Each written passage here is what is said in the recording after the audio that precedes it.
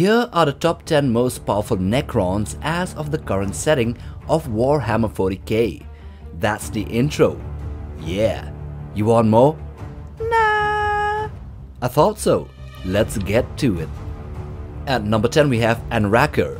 He is a Necron overlord, a powerful and ancient leader of the Necrons. The Necrons, after the end of the War in Heaven, entered a state of dormancy known as the Great Sleep. Anraker awoke from his long slumber with his consciousness intact and a clear purpose to reunite the scattered Necron dynasties and rebuild a united Necron realm. Anraker is described as having a fully functioning consciousness upon awakening, which is a rarity among Necrons who often experience cognitive issues after long stasis sleep of over 60 million years. He possesses a formidable force of Necron warriors known as the Pyrian Eternals, the remnants of the Immortal Legion that accompanied him at the beginning of his mission. Additionally, he can manipulate enemy targeting systems, gaining control of the enemy's weaponry for short periods, adding a layer of deception and unpredictability to his strategies. Driven by his mission, Anraker abandoned his responsibilities on his home, his tomb world of Pyria, and embarked on a nomadic journey across the galaxy. Thus he is known as the Traveler. His goal is to awaken dormant tomb worlds and rally Necron forces and eliminate any threats to the Necron cause. Number 9. Illuminor Caesarus.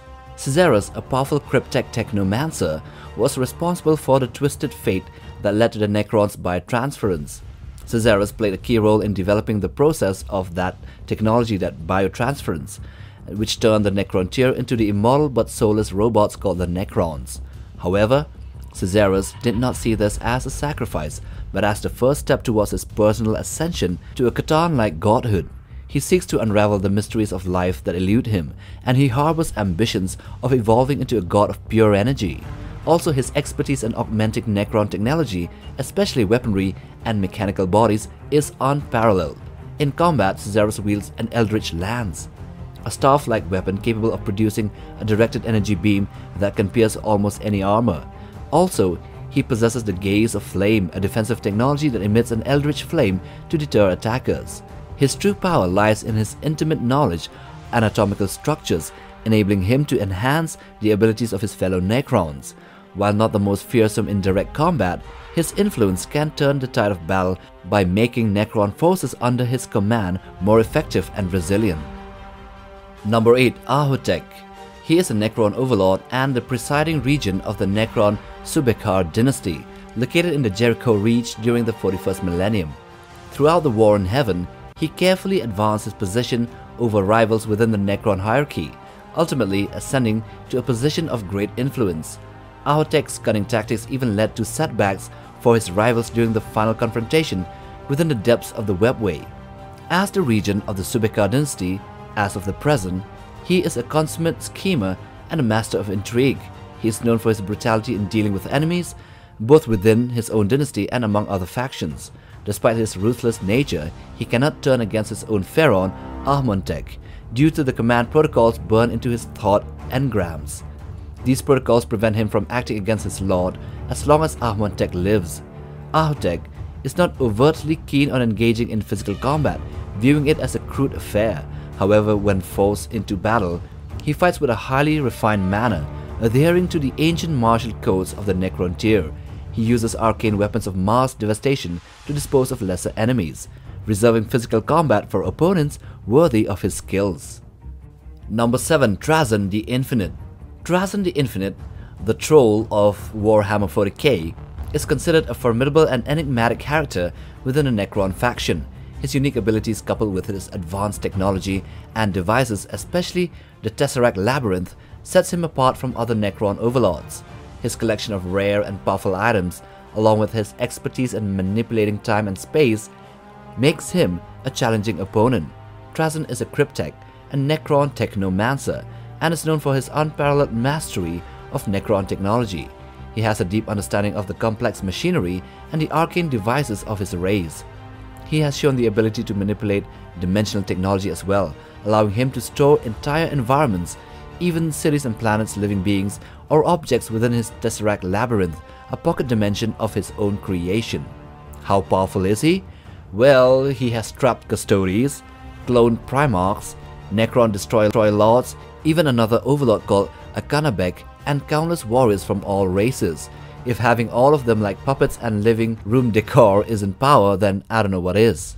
As an overlord with better armor, he can also fight with great strength and can withstand a lot of damage. Number 6. Ahmontek. Known as the Crimson Sight, he was once counted amongst the most powerful warriors of the Necron race during the War in Heaven. He even fought alongside the Catan themselves, and was feared across thousands of worlds. He was armed with a potent war scythe that had the ability to shatter planets, as demonstrated by the destruction of a planet called Maldek in a single blow. His prowess in battle, combined with his strategic mind, made him a formidable leader. However, his fate took a dark turn due to an intense hatred he harbored towards a rival Charnovok dynasty. As he entered stasis, his hatred did not slumber with him, but instead grew over the span of 60 million solar years, and when the Hollow Suns control program attempted to awaken him in response to a transmission from the rival dynasty, the Charnovoks, the intense hatred burst forth, consuming Ahmontek's consciousness. This once mighty warrior, known for his strategic brilliance and combat prowess, was lost. His consciousness was obliterated by the overwhelming hatred, leaving only a sliver of that resentment behind. This remaining essence is all that remains of the Crimson Scythe, and although he might not be that powerful now as of the current setting, he is still worthy of note. Number 5. Heptathra. Heptathra, the Radiant, now Pharaoh of the Stars within the Caesarican dynasty, has ascended to a position of considerable power and prominence within the Necron hierarchy, as part of the Triarch, the final Triarch. And as you know, the Triarch are supposed to be the supreme rulers of the Necron race. Originally, he was a pharaoh of a lesser dynasty, but he demonstrated great loyalty to the returning Silent King Caesaric. His steadfast service alongside another pharaoh called Mesophet earned him and the other overlord a place in the prestigious final Triarch. Heptathra assumed the title of Pharaoh of the Stars, endowed with the Staff of Stars, a symbol of authority and cosmic might. As part of the final Triarch, Heptathra, along with Mesophet, declares the will of the Necron leadership. Noteworthy changes have manifested in them since their ascension, such as being thoroughly bound to the deities of dominion, and exhibiting perfect synchronicity with each other in authority. Number 4. Mesophet. Mesophet of the Shadowed Hand, now Pharaoh of the Blades within the Caesarican dynasty, has also risen to a position of significant power and influence within the Necron hierarchy.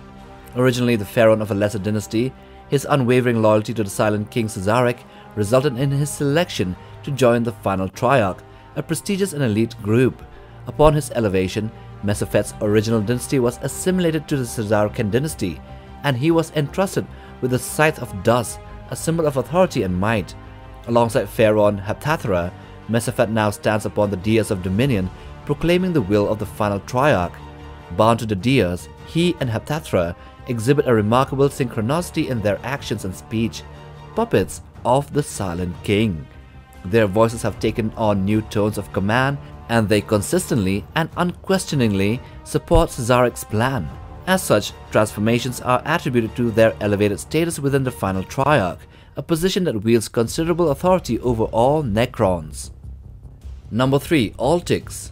Also known as the twice-dead king, and now as Valgul, the fallen lord of the Flayed Ones, his past is one of challenge and ultimate badassery.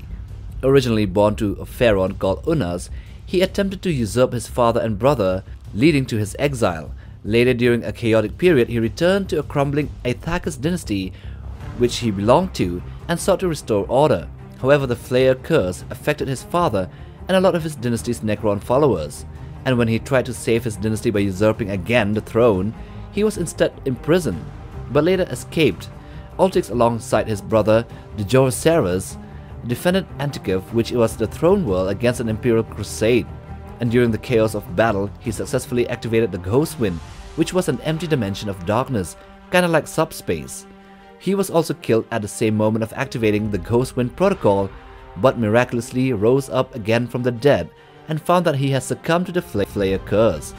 He now embraces his destiny and leads the survivors to Drazak, a mythical world, and there he took on the mantle and became Valgul, the Fallen Lord, leading the Flayed Ones as the only one with a curse, but also with a sensible mind. Number 2. Imhotep. Also known as the Stormlord, Imhotep emerged during the chaos of a civil war within the Sautek dynasty, where the slumbering pharaoh's court fought for succession. Imhotep awakened during this turmoil, swiftly crushing the contenders and claimed the throne of Mandragora. Since 781 of M41, he has ruled the Sautek dynasty with an iron fist. Known as a brilliant strategist, Imhotep has never been defeated in battle. His campaigns span entire star systems and sectors with immense Necron armies at his command. While he seeks honor in duels, he also spares defeated foes to ensure they remember his greatness. Imhotep wields a unique staff of light and a gauntlet of fire, resenting the returned Silent King Cesaric as he sees himself as the great unifier of the Necron race instead of him. In 930 of M41, Necron Overlord Imhotep, the Stormlord, clashed with the Black Templars under Marshal Helbrecht on the world of Schrödinger 7. In a fierce duel, Helbrecht dealt numerous blows to Imhotep, but the Pharaoh's self-repairing Necrodermis shrugged off the damage. Rather than killing Helbrecht, Imhotep severed his hand, leaving him wounded and defeated, forever gaining an enemy and also reminding him of his greatness. And number 1. Cesaric. Also known as the Silent King, he stands as the supreme ruler of the Necron race. Born into the Cesarican dynasty, Cesaric played a pivotal role in the transition from Necron tier to Necron race, through a desperate alliance with the Catan orchestrated by the Deceiver. However, the victory in the War in Heaven revealed the Necrons' transformation into soulless robots.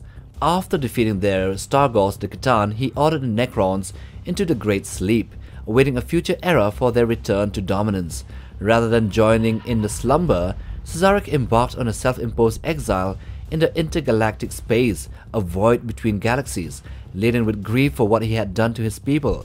Millions of years later, encountering the Tyranids, he perceived the existential threat they posed to the Necron race and returned to the galaxy. Now, his power lies not only in the command matrix and matrices that allow him to control the Necron race, but also in his strategic brilliance and the intricate plan to reawaken Tomb Worlds to unite against the Tyranid menace. Cesaric's return in 744 of M41 marked a subtle manipulation of events, working through the Trike Praetorians and Cryptex and eventually revealing himself as the orchestrator of the Necron resurgence. His formidable presence in battle is symbolized by his command of the Deias of Dominion, flanked by Triarchal Menhirs, containing the 2 other overlords of the Triarchs and also wielding a powerful scepter of eternal glory. And on top of the Deias of Dominion, there is an entrapped Catan shard, so that's power, and also a testament to his mastery over all of his race. So if you like this video, then check out this other one, and if you wanna browse for other content, then check out our channel. So subscribe and like for support, and yeah, while you're at it, bang on the bell icon for notifications on new video uploads. Till the next time, take care, boys.